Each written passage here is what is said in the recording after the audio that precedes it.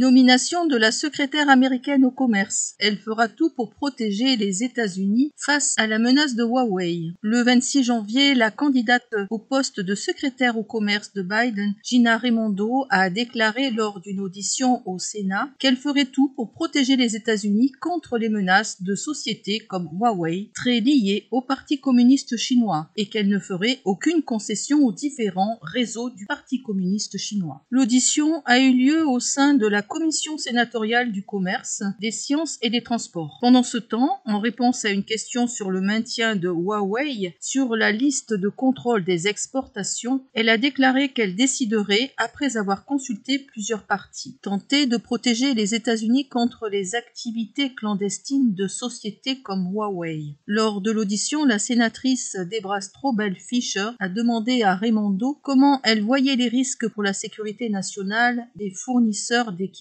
communistes chinois dans les réseaux de communication, en particulier Huawei. Madame Raimondo a déclaré que la sécurité nationale doit évidemment passer en premier lorsqu'il s'agit de la 5G, lorsqu'il s'agit de créer des innovations et des emplois, et lorsqu'il s'agit de la sécurité nationale ou économique des États-Unis. Elle ne se compromettra en rien avec un réseau qui est en étroite relation avec le Parti communiste chinois. Madame Raimondo a déclaré que si elle était confirmée dans ses fonctions de secrétaire au commerce, elle ferait tout ce qui est en son pouvoir pour utiliser toutes les méthodes permettant de protéger les Américains et les réseaux américains des interférences chinoises et de toute société qui pourrait influencer les réseaux américains, c'est-à-dire Huawei, ZTE ou toute autre société existante. Le gouvernement aura une approche globale de la menace communiste chinoise. Le sénateur Ted Cruz a souligné que l'ancienne administration Trump avait utilisé la pression économique pour empêcher le Parti communiste chinois d'utiliser la technologie américaine pour des violations des droits de l'homme. En réponse, Raimondo a déclaré que le Parti communiste chinois s'est engagé dans des efforts de non-concurrence afin de ne pas nuire aux travailleurs et aux entreprises américaines. Comme vous le soulignez, vous savez que leurs brutales violations des droits de l'homme sont répréhensibles, donc qu'il s'agisse de la liste de sanctions, des droits de douane ou des droits compensateurs, j'utiliserai au mieux tous ces outils pour créer des conditions équitables pour les travailleurs américains. Raimondo a également déclaré que l'administration Biden adopterait une approche globale contre la menace communiste chinoise. Faut-il maintenir Huawei sur la liste de contrôle des exportations? Le représentant Cruz a également noté que le département du commerce tient des listes de sanctions pour les parties étrangères engagées dans des activités anti-américaines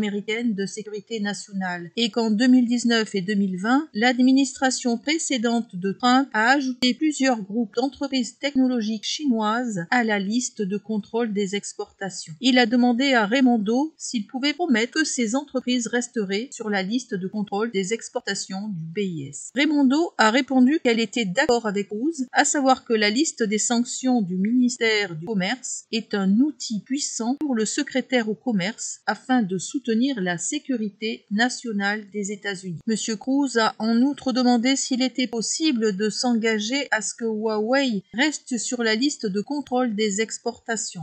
Raimondo a répondu que si elle était confirmée comme secrétaire au commerce, elle consulterait Cruz, consulterait l'industrie, les alliés et évaluerait ce qui est le mieux pour la sécurité nationale et économique des États-Unis. Selon un rapport du ministère américain du Commerce, le 14 janvier de cette année, le Bureau de la sécurité industrielle, BIS, du ministère du Commerce a ajouté à sa liste de contrôle des exportations d'une part la China National Offshore Oil Corporation et d'autre part la société chinoise Sky Horizon pour des produits à des fins militaires. MEU. Ces deux sociétés chinoises menacent également la sécurité nationale américaine par leurs aides qu'elles apportent au Parti communiste chinois à menacer le développement des pays voisins dans le sud de la mer de Chine en produisant ou en entretenant des équipements militaires tels que des moteurs d'avions militaires. En août 2020, le ministère du Commerce a ajouté 24 entreprises d'État chinoises à sa liste de contrôle des exportations